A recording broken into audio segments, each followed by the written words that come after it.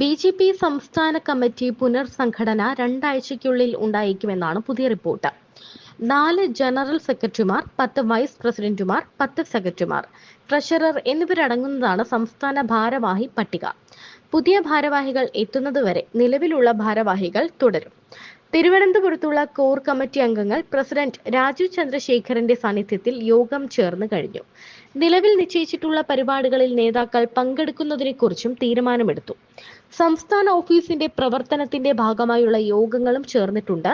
നിലവിൽ T Ramesh, P Sudheer, C Krishnakumar എന്നിവരാണ് general സെക്രട്ടറിമാർ. ജനറൽ സെക്രട്ടറി ആയിരുന്ന ജോർജ് കുര്യൻ കേന്ദ്രമന്ത്രിയായതോടെ ആ ഒഴിവ് നിലവിലുണ്ട്. ഇതിൽ ആരെയൊക്കെ നിലനിർത്തുമെന്നും പുതിയതായി ആരെ ഉൾപ്പെടുത്തുമെന്നതും രാജീവ് ചന്ദ്രശേഖറിന്റെ മുന്നിലെ വലിയ വെല്ലുവിളി തന്നെയാണ്. തലസ്ഥാനത്ത് പ്രവർത്തനം ഏകോപിപ്പിക്കാൻ മികവുള്ള ഒരു ജനറൽ സെക്രട്ടറി വേണമെന്ന തീരുമാനമുണ്ട്. RSS നിയോഗിക്കുന്ന സംഘടനാ ജനറൽ സെക്രട്ടറി വന്നാൽ ഇതിന് പരിഹാരമാകും.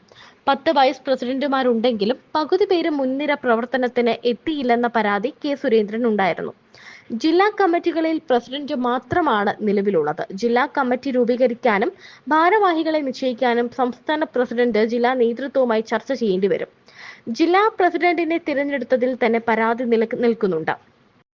ജില്ലാ ഭാരവാഹികളെ നിശ്ചയിക്കുമ്പോൾ ഈ പരാതികൾക്ക് പരിഹാരം കണ്ടെത്തേണ്ടി വരും. ആശാവർക്കർമാരുടെ സമരത്തിന് പിന്തുണ പ്രഖ്യാപിച്ച് 27-ന് നടത്താനിരുന്ന രാപ്പകൽ ധർണയും മാറ്റിവെച്ചു. ഈ സമയത്ത് വരുന്ന പുതിയ റിപ്പോർട്ട് എന്താണെന്ന് വെച്ചാൽ, ഇപ്പോൾ ജനറൽ സെക്രട്ടറി സ്ഥാനത്തേക്ക് ശോഭാ സുരേന്ദ്രന്റെയും ഷോൺ ജോർജിന്റെയും, അതായത് നമ്മുടെ PC ജോർജിന്റെ മകൻ ഷോൺ ജോർജിന്റെയും പേരുകളാണ് വരുന്നത്. ടി രമേശിനെ ഈ ജനറൽ സെക്രട്ടറി സ്ഥാനത്ത് നിലനിർത്തേണ്ടി വരും.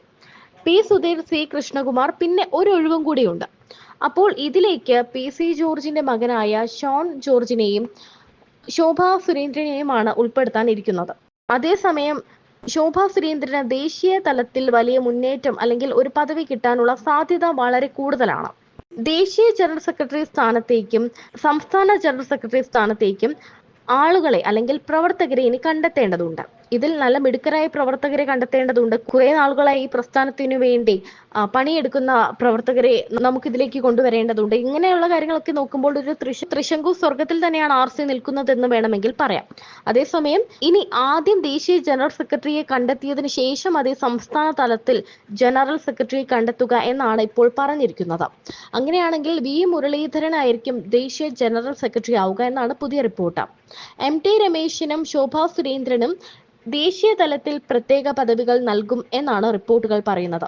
ഇവർക്ക് ഒന്നെങ്കിൽ ദേശീയ തലത്തിൽ പദവി നൽകും, അല്ലെങ്കിൽ ജനറൽ സെക്രട്ടറി ആക്കും. എന്തായാലും V മുരളീധരനെ ദേശീയ ജനറൽ സെക്രട്ടറി ആക്കും എന്നാണ് പുതിയ റിപ്പോർട്ട് വന്നിരിക്കുന്നത്.